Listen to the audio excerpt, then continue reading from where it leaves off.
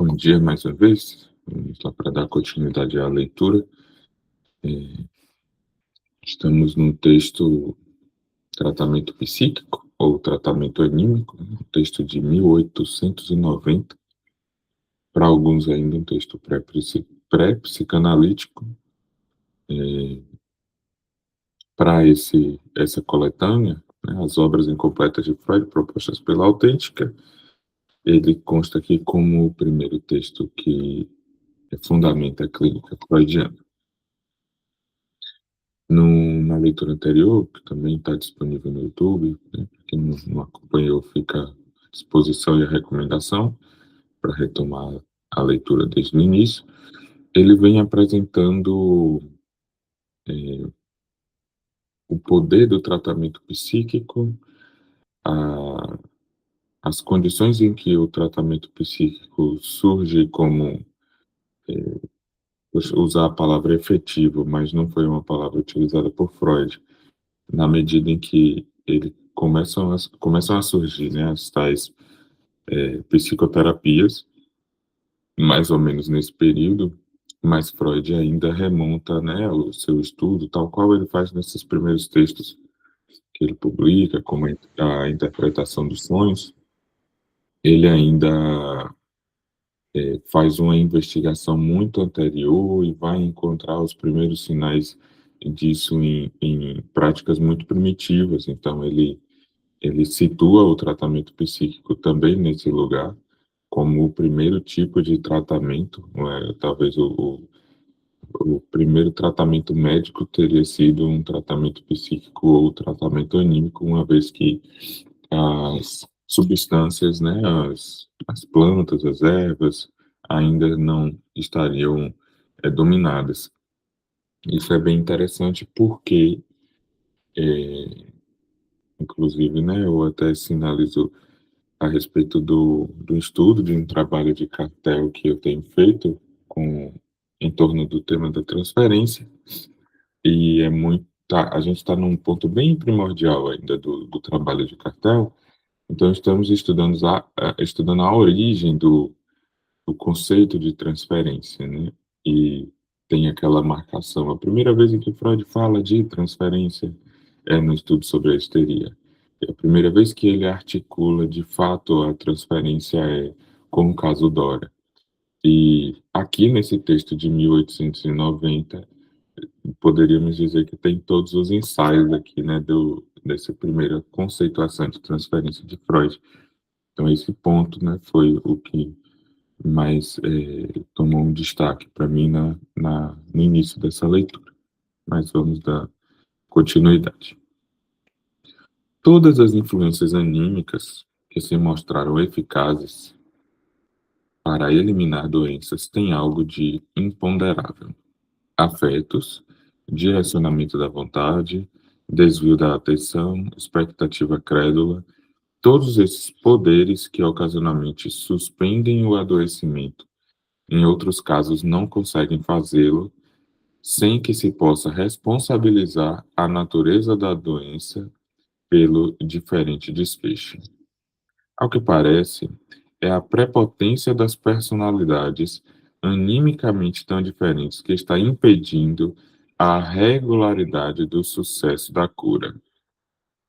Desde que então os médicos reconheceram claramente a importância do estado anímico para a cura, foi sugerida a tentativa de não mais deixar a cargo do doente definir que quantidade de complacência anímica poderá ser produzida nele, mas forçar o surgimento do estado anímico favorável com meios adequados e com foco no objetivo. Com esse esforço, inicia-se o tratamento anímico moderno. É, é curioso aqui Freud falar sobre complacência anímica. A gente, né, já está percussando a psicanálise, né, que eventualmente quem estiver entrando agora possa ser novidade, né? Mas para quem já percussou a psicanálise há um tempo, os primeiros 30 anos da psicanálise são desenvolvidos em torno do estudo da histeria. Então, a psicanálise, ela é um tratamento à histeria, no primeiro momento. Até as recomendações médicas, Freud vai falar de que a psicanálise não é um tratamento favorável à psicose, às, às neuropsicoses, né? E esse termo que aparece aqui como complacência anímica, ou seja, uma complacência da pessoa, do estado anímico da pessoa para o início de um tratamento anímico. Em determinado momento, Freud vai articular um conceito de complacência histérica, principalmente no caso Dora, e que o Lacan vai retomar esse termo lá no Seminário 17 para falar dessa complacência histérica como a histericização discursiva, né? Ou a entrada no discurso histérico. Então, aquilo que a gente vai ver em Lacan enquanto a estericização discursiva ou a, a, a posição discursiva dentro de um discurso da histeria que possibilita o surgimento ou a entrada, né, no discurso psicanalítico, como se isso fosse essa leitura de Lacan do discurso histérico, de que foi a histérica que fundou a psicanálise. Ela vem desse termo da complacência histérica, que está aqui nesse comecinho como complacência anímica, né? Uma condição ao tratamento. Bom dia, Mário. Bom dia, Cláudio, também chegou. Acho que eu não tinha dado bom dia. É, é bem interessante ver isso já, assim, desde do princípio, né? Continuando. Portanto, resulta daí uma série de formas de tratamento. Algumas delas óbvias, outras acessíveis à compreensão apenas depois de passar por complicados pré-requisitos. É óbvio, por exemplo, que um médico que hoje em dia não provoca mais admiração como um sacerdote ou possuidor de uma ciência oculta, mantém a sua personalidade de tal forma que ele consiga ganhar a confiança e um pouco de empatia do seu doente, né? De seu doente. Negócio possessivo, um médico, sua personalidade, ganhar a confiança e um pouco de empatia do seu doente. É bom, então, em termos de distribuição, quando esse tipo de sucesso só lhe é garantido em um número limitado de doentes, enquanto outros, devido a seu grau de instrução e sua empatia, sentem-se mais atraídos por outras personalidades médicas. Mas com a suspensão da livre escolha dos médicos, elimina-se uma condição importante para o influenciamento anímico dos doentes. Eu leio isso aqui de novo, mas com a suspensão da livre escolha dos médicos, elimina-se uma condição importante para o influenciamento. Interessante, ó. A suspensão da livre escolha do psicanalista, ou seja, você colocar a pessoa diretamente em contato com o psicanalista, poderíamos extrapolar a leitura aqui para essa forma, tem, elimina a condição para um importante, elimina-se uma condição importante para o influenciamento.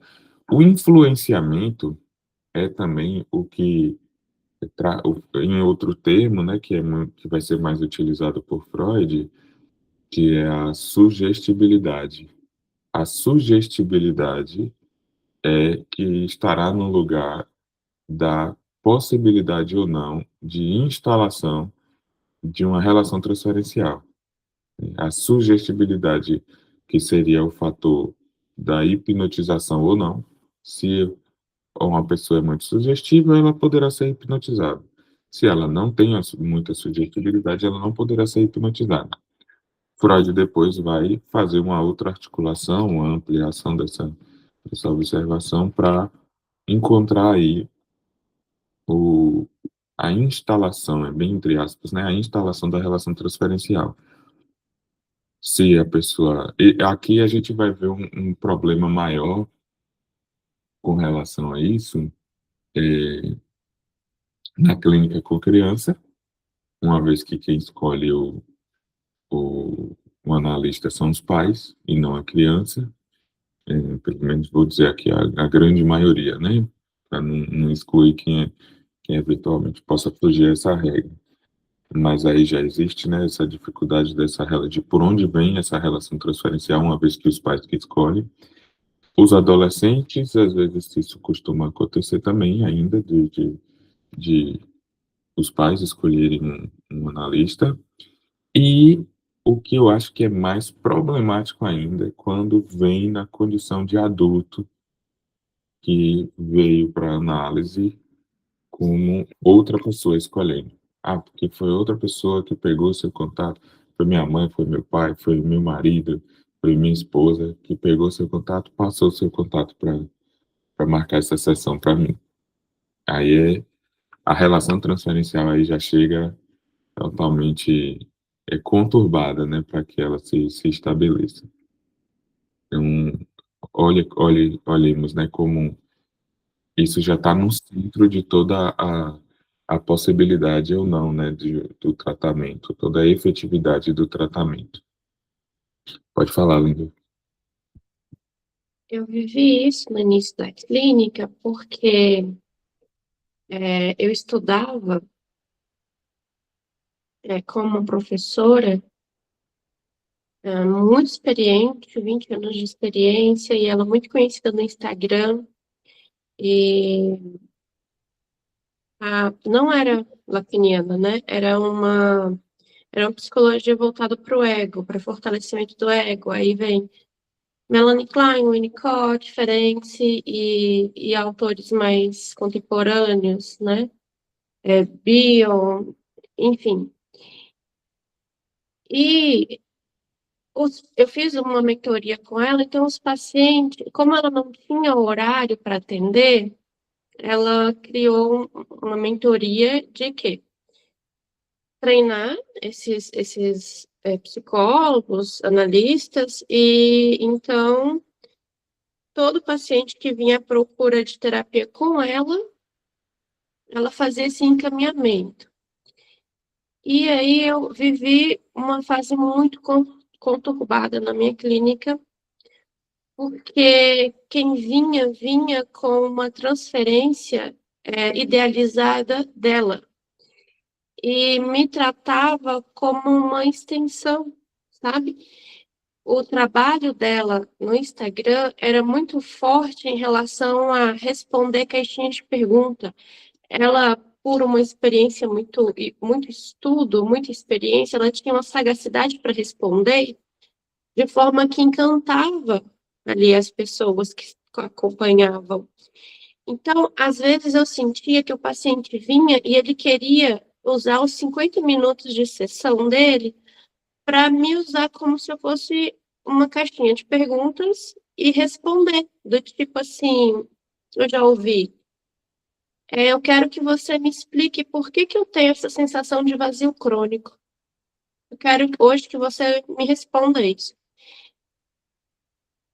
E é horrível, assim, isso me fez, e a psicologia do ego é uma psicologia que sugestiona, que encaminha, que direciona, que fortalece o ego, que prescreve, que manda fazer exercício, que direciona.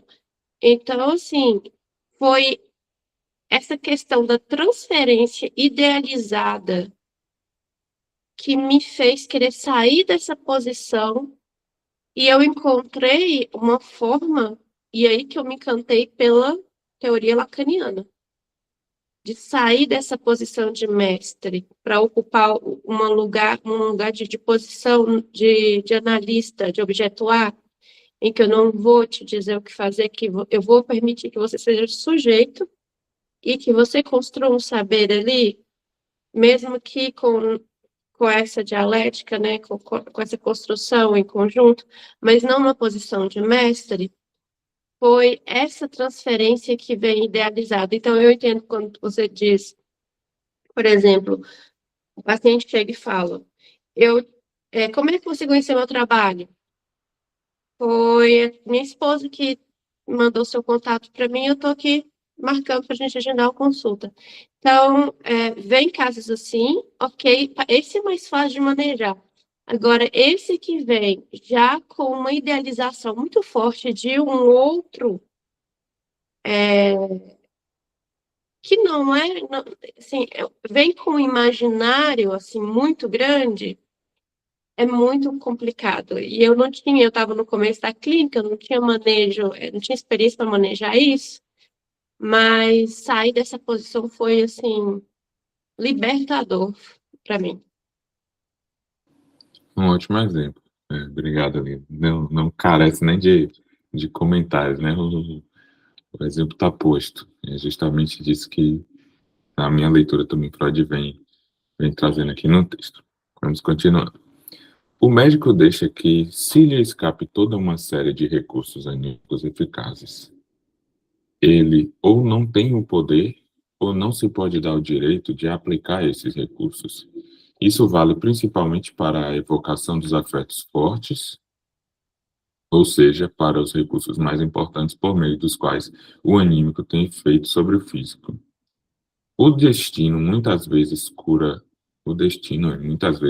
doenças através de grandes excitações de alegria, de satisfação de necessidades, de realização de desejos. O médico que fora do âmbito de sua arte, muitas vezes também se torna impotente, não tem como concorrer com isso. Criar temor e pavor para fins de cura estaria mais no seu campo de ação, mas, com exceção de crianças, ele há de pensar muito bem antes de recorrer a essas medidas ambíguas. Por outro lado, todas as relações com o doente associadas a sentimentos afetuosos não se aplicam para o médico devido à importância desses estados anímicos para a vida.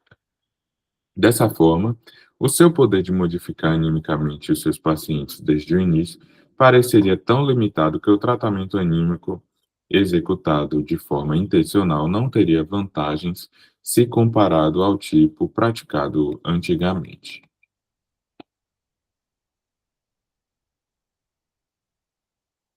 O médico pode tentar conduzir, por exemplo, a atividade da vontade e a atenção do doente, e em diferentes estados da doença terá bons motivos para fazê-lo. Quando ele insistentemente pede que o doente que se julga paralisado execute os movimentos que supostamente não consegue fazer, ou quando nega ao amedrontado a exigência deixe de ser examinado devido a uma doença certamente inexistente, ele terá optado pelo tratamento correto. Mas essas oportunidades específicas não lhe dão o direito de apresentar o tratamento anímico como um procedimento especial de cura. Por outro lado, através de um caminho curioso e imprevisível, ao médico foi dada a possibilidade de exercer uma profunda, mas passageira influência sobre a vida anímica de seus pacientes e usá-la para fins de cura. Há muito tempo era de conhecimento geral, mas apenas nas últimas décadas suspendeu-se toda e qualquer suspeita a respeito de que, através de certas intervenções suaves, é possível levar pessoas a um estado anímico muito peculiar. Muito provavelmente aqui. Eu ia dizer que ele ia chegar na hipnose, né? Já vi a palavra aqui. Bastante semelhante ao sono, isso é chamado de hipnose. Os procedimentos para chegar à hipnose à primeira vista não têm muito em comum. Pode-se hipnotizar alguém pedindo que a pessoa olhe fixamente para um objeto brilhante durante alguns minutos, ou então colocando um relógio de bolso durante o mesmo tempo junto ao ouvido da pessoa usada na experiência, ou ainda passando as próprias mãos esticadas repetidas vezes a uma pequena distância sobre o rosto e os membros da pessoa. Mas pode-se conseguir o mesmo anunciando com calma e de forma segura para a pessoa que se quer hipnotizar o início do estado hipnótico e de suas peculiaridades, ou seja, convencendo-a através da fala. Pode-se também unir os procedimentos. Pede-se que a pessoa se sente, coloca-se um dedo diante dos seus olhos e pede-se que olhe fixamente para ele, dizendo a ela em seguida: Você está se sentindo cansada. Os seus olhos já estão se fechando, você não consegue mantê-los abertos. Seus membros estão pesados, você não consegue mais se mexer. Você está adormecendo, etc. Percebe-se que todos esses procedimentos têm em comum uma captura da atenção. Num primeiro tipo, trata-se de extenuar a atenção através de estímulos sensoriais fracos e uniformes. Ainda não foi esclarecida de forma satisfatória a dúvida em relação a como o mero convencimento pela palavra produz exatamente o mesmo estado que os outros procedimentos. Hipnotizadores experientes informam que, com esse procedimento, hipnotizadores experientes, é engraçado, informam que, com esse procedimento, consegue-se uma clara transformação hipnótica em cerca de 80% das pessoas testadas, mas não se tem qualquer indício a partir do qual se possa adivinhar de antemão quais pessoas são hipnotizáveis e quais pessoas não são. Um estado de doença absolutamente não faz parte das condições da hipnose. Pessoas normais, ao que parece, são facilmente hipnotizáveis, e uma parte dos nervos é especialmente difícil de hipnotizar, enquanto doentes mentais são totalmente refratários. O estado hipnótico tem diversas gradações. Em seu grau mais leve, o hipnotizado sente apenas algo como uma leve anestesia, e o grau mais alto, caracterizado por singularidades específicas, foi chamado de sonambulismo, devido à sua semelhança com o andar durante o sono, observado como fenômeno natural. Mas a hipnose não é um sono como o nosso sono noturno, ou como aquele produzido artificialmente por soníferos. Há modificações em seu interior e ali se mostram produções anímicas preservadas que não se apresentam no sono normal. Nesse ponto do texto a gente chegou, né, onde ele de fato toma um tom pré-psicanalítico e não psicanalítico. E isso eu vou dizer assim, que é uma espécie de uma defesa para com o movimento da psicanálise, chamar esse texto de pré-psicanalítico, na medida em que ele apresenta a hipnose como um tipo de tratamento e ele tem esse teor de instrução técnica da hipnose. Então, para que não confundamos, né, de que o tratamento hipnótico, né, é um tratamento da psicanálise, que não é. Quando vemos psicanalistas que praticam a hipnose, fujam para as colinas. Certamente essa pessoa, se leu Freud, se prendeu aqui, se limitou aos primeiros textos e parou aí, porque ele não viu, por exemplo, Freud falando das consequências, inclusive negativas, né, e prejudiciais ao tratamento da psicanálise, e mantido o tratamento hipnótico, né? Aonde se chega através de um tratamento da hipnose e quais os limites que esse tratamento tem e por que Freud abandona o tratamento da hipnose e desenvolve a psicanálise. O primeiro motivo é porque Freud era um péssimo hipnotizador. Então, ele não tinha como se manter como hipnotizador porque ele não sabia fazer isso muito bem.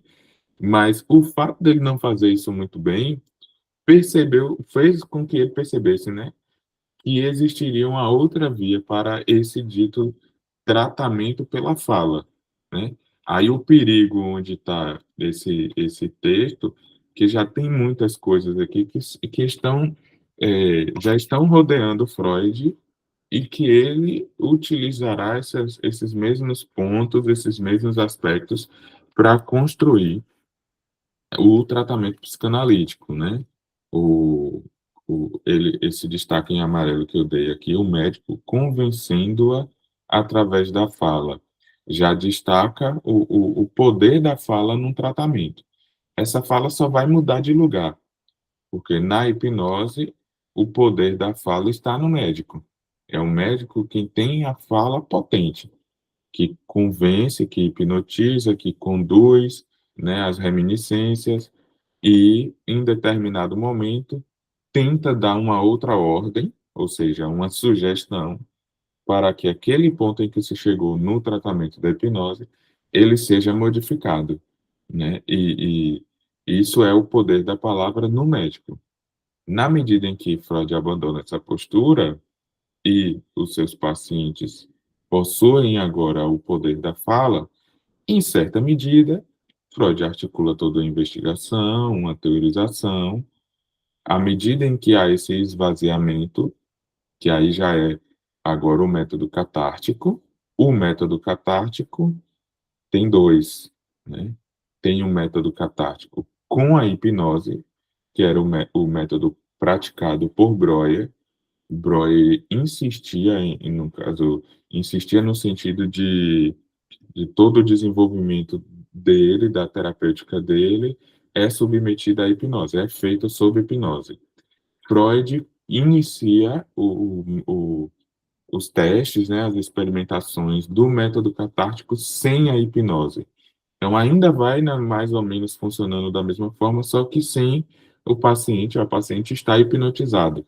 Então, há essa característica, né, de que vai sair os termos ali da cura pela fala e do esvaziamento da chaminé, que a gente vê no comecinho lá do trabalho de Freud. Esse esvaziamento da chaminé é porque aí já tenta-se ter um certo equilíbrio entre onde está o poder da fala aí, que o paciente fala, faz esse esvaziamento da chaminé, mas ainda assim tem um caráter de sugestibilidade, porque o médico precisa fazer um certo convencimento.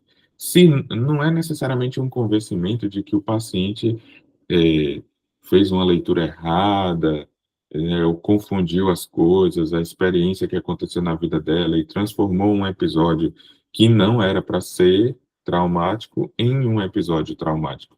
Não é necessariamente dessa natureza, mas é uma apresentação com um embasamento teórico, vou dizer dessa forma, à medida em que se investiga, primeiramente, a etiologia das neuroses, encontra-se o porquê que ocorrem as neuroses, quando há esse esvaziamento da chaminé, há uma compreensão por parte do médico do que ocasionou aquele adoecimento.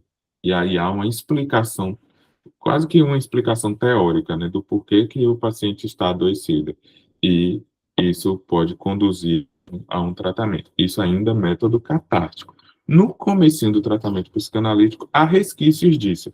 Só que cada vez mais que a psicanálise vai se desenvolvendo, o poder da fala vai passando para o paciente, né? Que é aquele que a gente vai chamar de analisante. Ainda na primeira década ali, até 1911, 1913, Freud ainda insistia muito na, na questão da explicação, né, e do convencimento, do poder dele convencer o paciente de que a causa do adoecimento era aquilo que ele tinha descoberto durante o tratamento. E aí há essa resistência, né, que ele vai chamar de resistência ao tratamento dos pacientes. Então, o caso Dora é marcado por isso, o Pequeno Hans é marcado por isso, o Homem dos Ratos é marcado por isso, né? No Homem dos Lobos, é, é tá ali quase que numa transição. É como se Freud quase que tivesse percebido que essa postura do tratamento, de ele sempre se preocupar em passar a explicação daquilo que ele está interpretando do caso, não fosse uma medida eficaz ao tratamento. E ele abandona, quase, vamos dizer que ele ensaia abandonar isso, porque ele não abandona por completo, porque, né, no final do século XX, do 1920, ali, século XX não, né, a década de 20, do século XX, né, mas a década de 20, mais especificamente ali, 1925, 26 e os anos 30, na minha leitura de Freud, ele faz a nova tópica, né, do eu, supereu e isso, e em certa medida Freud começa a tendencionar para esse fortalecimento do eu como um intermediador das experiências externas e das relações internas, né, do isso e do ambiente, né, com a parte externa, e essa necessidade de um fortalecimento do eu para que a pessoa tivesse menor capacidade de adoecer ou maior capacidade de adoecer, e que depois vai culminar na psicologia do ego, que a Linda comentou agora há pouco. Então, esse aspecto da fala já está contido nesse texto, mas ele precisa ser demarcado quase como uma ação política aqui dentro do campo psicanalítico, de que ele é um texto pré-psicanalítico, porque ele está ensinando a hipnose. E a hipnose não é uma prática que possa ser, isso tem mais de 100 anos que temos esse entendimento, né? Que possa ser associada ao tratamento psicanalítico. Foi o início de tudo. Da hipnose, tem-se o método catártico, do método catártico sem a hipnose, possibilita o surgimento do tratamento psicanalítico. Mas psicanalista que pratica a hipnose, se deparou com um desse, fuja para as colinas. É alguém que certamente está fazendo uma leitura equivocada da psicanálise, e eu preciso usar esse espaço aqui para aqueles que estão que irão também se deparar com os encontros gravados, de que precisa se, né, ter um conhecimento de que há certamente um desvio ético em uma postura adotada como essa. Mari, pode falar. Bom dia, Augusto, Bom e a todas. Essa questão da hipnose me deixou muito, assim, curiosa, o porquê. Porque Freud, realmente, ele interrompeu a hipnose, porque ele viu, como você falou, ele viu que ele não tinha um sucesso no hipnotizador. Aí, no caso, aí transferiu para o inconsciente, né, Augusto? Depois você faz essa correção comigo aí. Interessante, um tempo atrás aí, um psicanalista, que eu estou buscando conteúdos, eu vejo os conteúdos na rede social, eu estou sempre ali clicando para buscar mais conhecimento dentro da área. Rapidinho, Mari, eu só alerto vocês para não comentar nomes ou alguma coisa assim que deixe muito explícito, né? A gente manter o anonimato, porque esse espaço aqui está sendo gravado e é publicado no YouTube. Mas pode continuar. Aí o profissional, ele me convocou para poder eu fazer um curso com ele me vendia um pacote, eu ia fazer uma sessão com ele, um treinamento, para hipnotizar. Porque como eu trabalho com mulher, ele achou ótimo eu trabalhar com hipnose, o qual que ele trabalha com hipnose, não, ele diz que as mulheres gostam de ser hipnotizadas. Então, eu vejo aí que Freud, ele transferiu a hipnotizar com o inconsciente, deu ali a associação livre, que os pacientes falassem ali livremente. E através do ato falho iria ali ver ali o que estava ali angustiando o paciente. Então, o paciente mesmo entendeu realmente o que estava acontecendo com ele. Não iria o profissional direcionar, mas sim o paciente mesmo ia entender realmente o que estava acontecendo com ele. Então, assim, essa é a psicanálise, o qual eu estou sempre buscando, eu estou na direção nessa área aí, que, como eu já fui analisada, eu entendo que esse é o caminho de trabalhar com as angústias do indivíduo. Não é raro encontrar pessoas que ainda tentam, né, juntar psicanálise e outras terapêuticas e a hipnose, até porque a hipnose sempre despertou uma curiosidade pelo aspecto místico em torno dela. Então, será que é verdade? Será que é mentira? Quero conhecer, quero saber como é. Tanto aqueles que têm a curiosidade de saberem, descobrir se são hipnotizáveis ou não, tanto aqueles que gostariam de ter a habilidade de hipnotizar as pessoas por N fatores. Vamos levar em conta de que as pessoas que, em geral, estão hipnotizadas, elas ficam em uma condição extrema de vulnerabilidade. Então, a quem interessa, né, ter o domínio de uma prática como essa. E é muito mais fácil encaixar dentro de um pacote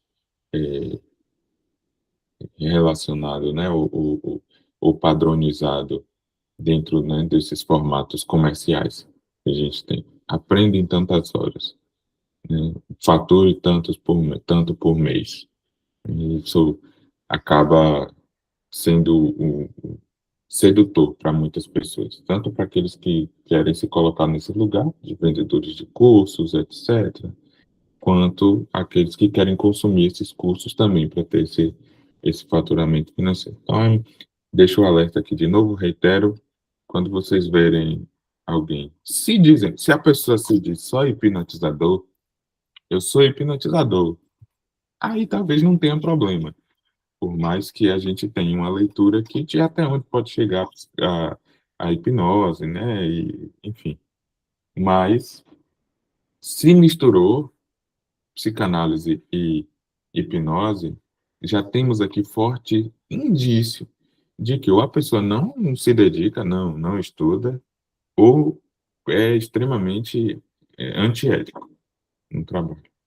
E se ela não estuda, não se dedica para algo que ela propõe a fazer, já está sendo antiético aí, né? Então, de todo modo, é antiético. Trabalhar com hipnose e psicanálise junto é antiético. Não dá para conceber vamos dizer, em pleno 2026, né? Temos aí pelo menos 131 anos de literatura que indicam a psicanálise como um tratamento distanciado da hipnose. Abandona-se a hipnose para chegar ao tratamento psicanalítico. Não é que a hipnose é o início do tratamento psicanalítico, não. Abandona-se a hipnose. O método catártico, como eu mencionei, é feito por Freud sem hipnotizar. Ele utiliza a mesma técnica de abreação, né? De reminiscência e de ir retornando até o evento traumático para que haja a abreação, né? Ah, então foi isso que eu que me traumatizou, né? Claro que de uma maneira bem genérica e bem grotesca. Então foi isso que me traumatizou, então eu faço um AB reação, né? Promovo uma reação diferente com relação a essa experiência vivenciada, para tirar ela da condição de trauma. Método catártico, isso não é psicanálise ainda, isso é método catártico, mas sem hipnose. Isso pode ser feito com hipnose, tal qual a gente vê lá no filme, né? Freud Além da Alma. A gente vê muito exemplo, né, do Freud, apesar de uma licença poética ali daquele filme, como se Freud estivesse acompanhando Breuer realizando o tratamento com a Anaô ali simultaneamente. Não, Breuer atendeu a Anaô entre 1881 e 1882 e só foi comentar disso com Freud 9 anos depois, né, que ele foi apresentar esse caso para Freud, quando Freud tinha retornado do, do curso com Charcot, quando ele já tinha ido para Nancy fazer mais cursos para melhorar a técnica dele de hipnose, e aí ele começa a se ver muito ruim na hipnose, né, ser um péssimo hipnotizador, começa a investigar outros modos de tratamento. Breuer apresenta o caso da Ana para ele, e ele começa a investigar isso e encontra aí, na leitura do caso do Anaô, correlacionado com os outros casos que ele tinha feito, aqueles casos que são apresentados no estudo sobre a histeria, ele encontra aí a etiologia da neurose na sexualidade. E aí ele começa a ir pelo caminho que vai ser trilhado até a psicanálise, abandonando a hipnose, abandonando a abreação nesse ponto de reminiscência. Mas claro que muita coisa está aqui, né? A complacência, né, a sugestibilidade, a relação transferencial, né, muita coisa que vai ser desenvolvida já estava aqui acontecendo, mas a técnica da hipnose, especificamente, é abandonada. Continuar o texto aqui mais um pouquinho. Alguns fenômenos da hipnose, como as mudanças da atividade muscular, têm apenas interesse científico. O mais significativo e, para nós, mais importante sinal da hipnose está no comportamento do hipnotizado diante de seu hipnotizador. Enquanto para o mundo exterior o hipnotizado se comporta como alguém que dorme, ou seja, afastou-se dele com todos os sentidos, ele está acordado para a pessoa que o colocou em hipnose. Ouve e vê apenas ela. Entende-a e responde a ela. Esse fenômeno, a que chamamos de rapport, na hipnose, encontra um análogo no modo como algumas pessoas dormem. Por exemplo, a mãe que alimenta o seu filho.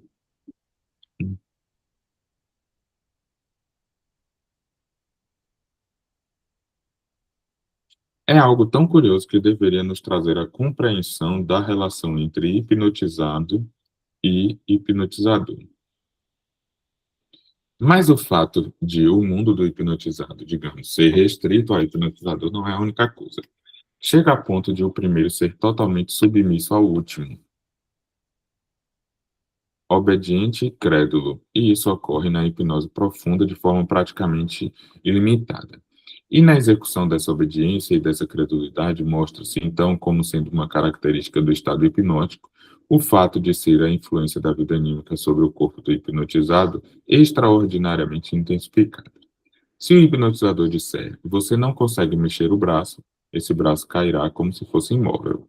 Aparentemente, o hipnotizado usa toda a sua força e não consegue movê-lo. Se o hipnotizador disser, seu braço se mexe automaticamente, você não pode impedi-lo, esse braço se moverá e vemos o hipnotizado fazer movimentos inúteis para imobilizar o braço. A representação, esse conceitozinho que já está aparecendo aqui, ó, a Vorsterung, que o hipnotizador deu à hipnotizada através da palavra, provocou justamente aquele comportamento anímico corporal que corresponde ao seu conteúdo. Por um lado, há a obediência, mas por outro, há um aumento da influência física de uma ideia. A palavra aqui volta a se transformar em magia. O mesmo vale para a área das percepções sensoriais. O hipnotizador diz: você vê uma cobra, você cheira uma rosa, você ouve a mais bela das músicas. E o hipnotizado vê, cheira, ouve, tal como a representação prescrita o exige dele. Como saber se o hipnotizado de fato tem essas percepções?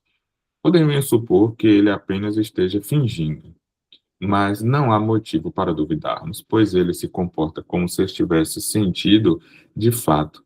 Manifesta todos os afetos que pertencem à sensação e, sob certas circunstâncias, após a hipnose, ele poderá relatar as suas percepções e vivências imaginadas. Percebe-se, então, que ele viu e ouviu, assim como vemos e ouvimos no sonho, isto é, ele alucinou.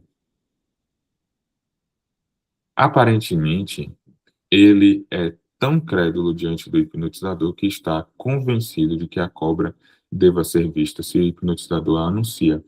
E essa convicção tem um efeito tão forte sobre o físico que ele de fato vê a cobra, como de resto, em certas ocasiões pode acontecer também com pessoas não hipnotizadas.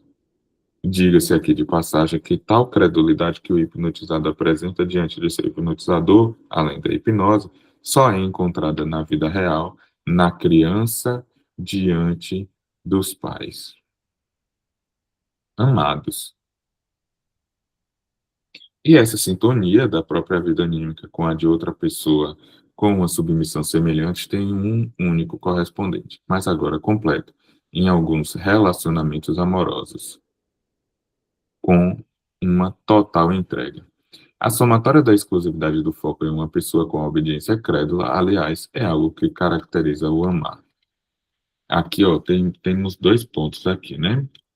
Representação, que vai entrar depois como conceito de todas essas formações né, conscientes do inconsciente, né, são as representações, os sintomas são as representações né, de conteúdos inconscientes. Então, Freud vai utilizar muito esse termo das representações, o Vorstellung, e a palavra aqui volta a se transformar em magia. Então, o poder da palavra na formação, principalmente, né, no exemplo que ele deu aqui, na formação de sintomas, e de experiências vivenciadas, como cheirar uma rosa, ouvir uma música, que não tem uma música tocando, não tem uma rosa cheirando, e a pessoa aí, na obediência da palavra ali do hipnotizador, né? Aqui ele traz o sonho, ele já sinalizou o sonho aqui como uma semelhança com isso que acontece em outro momento. Então, aquilo que depois ele vai articular de uma forma que o Lacan vai chamar de as formações do inconsciente, né? Os sonhos, xistes, atos falhos, lapsos de memória, etc. E isso aqui já Freud vai fazer ali nos primeiros anos uma correlação dessas experiências ditas normais e cotidianas, né, as psicopatologias da vida cotidiana, como algo que tem o mesmo funcionamento da formação de sintomas. Então, o sintoma psíquico, né, a psicossomatização da histeria, Freud encontra o correlativo nessas experiências ditas normais, dos sonhos, dos xistes, dos atos falhos, etc. E aqui já tem um certo ensaio, né, de que isso está no radar de Freud já desde desse comecinho. E outro aspecto, né, da relação transferencial, em certa medida, Freud vai encontrar essa capacidade de ser hipnotizado no, no, com essa relação infantil, né?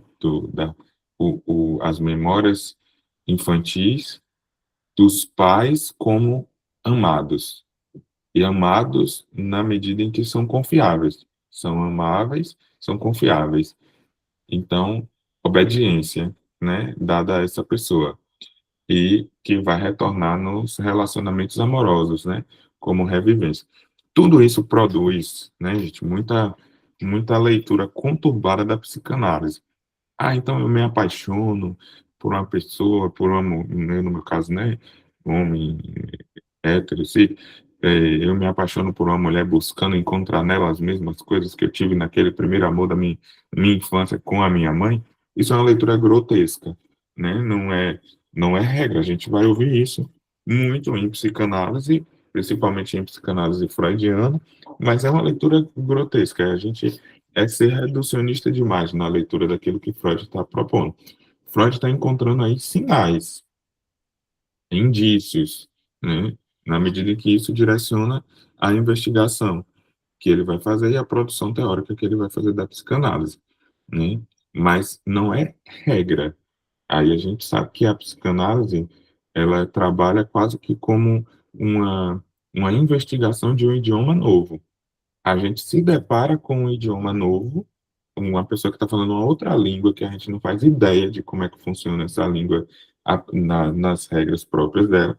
Na medida em que o analisante nos fala, a gente trabalha quase como um tradutor. Só que a gente leva em conta padrões estabelecidos para que todas as línguas se formem. Quando a gente estuda inglês, francês, alemão, a gente vai encontrando as diferenças e as semelhanças. Mas tudo se estabelece de uma maneira, tem um fio condutor aí, que faz com que todos os idiomas sejam construídos sobre uma mesma base, uma mesma estrutura, a estrutura da linguagem, que vai ser feita uma leitura, em Lacan vai fazer uma leitura extraordinária desse aspecto, né, que Freud percebeu os indícios ali, mas que não trabalhou da mesma forma. Isso não é demérito de Freud também, né, e nem é supermérito de Lacan. Se a gente for por, por como a ciência surge, Lacan não teria como, muito provavelmente, né, não teria como ter observado isso sem ter tido Freud antes dele fazendo o que Freud fez. Então, as coisas em ciência, né, em descoberta científica, surgem porque o ambiente está propício para isso. E tem alguma coisa acontecendo ali em torno. Mas Freud, percebendo esses indícios, ele vai fazer as articulações, né? Essas relações infantis com a família, Freud vai produzir isso como um amor de transferência, né, o potencial de a pessoa se ligar transferencialmente ao médico, a figura do médico, esse amor de transferência que permite o início do tratamento vai ser transformado em uma neurose de transferência, para que possa acontecer o tratamento, né? Dentro dessa neurose de transferência, Freud vai fazer certas leituras aí de que há essa revivência das relações, tal qual ele vai dizer lá em Dora, apresentar, né, no caso Dora, que Dora, em uma certa medida, estava achando que Freud estava considerando como se Freud fosse o pai dela, que fez isso e aquilo, ou como Freud fosse o senhor K, que fez isso e aquilo. Então, ele, no princípio daquilo que é a transferência, Freud vai considerar isso. Não como um processo de evolução, necessariamente, né? Mas, em certa medida, podemos observar, sim, tudo isso que está articulado aqui, Freud, Lacan vai fazer uma leitura muito incrível no texto A Família, né, os complexos familiares, toda essa relação vivida na infância com os pais, com o irmão mais novo, com o irmão mais velho, com a estrutura dos complexos, complexos de Édipo, complexo de intrusão, complexo de desmame, tudo isso vai trazendo marcas, né, na psique, na formação desse sujeito, que depois elas estarão no lugar do grande outro. Do grande outro não como uma pessoa, mas do grande outro disso como se estabelece como esse organizador do discurso desse sujeito, né? O discurso do sujeito é o discurso do grande outro, nessa medida. Então, é uma leitura que foi possível para Lacan a partir também dessa releitura a Freud, das experiências que ele teve, né, com seus estágios, seus tratamentos, né, ele enquanto doutorando de medicina, de psiquiatria e etc. Tem um bocadinho de texto ainda pela frente, acho que de fato a gente vai ficar para concluir no próximo encontro. Só terminar aqui esse coisinho, né? O relacionamento é uma somatória da exclusividade do foco em uma pessoa com obediência plena, aliás, é o que caracteriza o homem. Há ainda muito a relatar sobre o estado hipnótico. Não. Como ele vai mudar aqui um pouquinho, ele vai passar por uma outra articulação, eu acho que é um ponto interessante da gente parar e retomar o raciocínio no próximo encontro. Né? E aí, muito provavelmente, a gente consiga concluir esse texto, né? E passar para o próximo. Quando conclui essa estrutura dessa coleção, ele acaba tendo sempre um comentáriozinho, que é muito interessante, né? Os editores do texto fazem esse comentário, notas, etc. Depois tem uma carta feliz. Enfim, hoje ficamos nesse ponto aqui. Na semana que vem continuamos.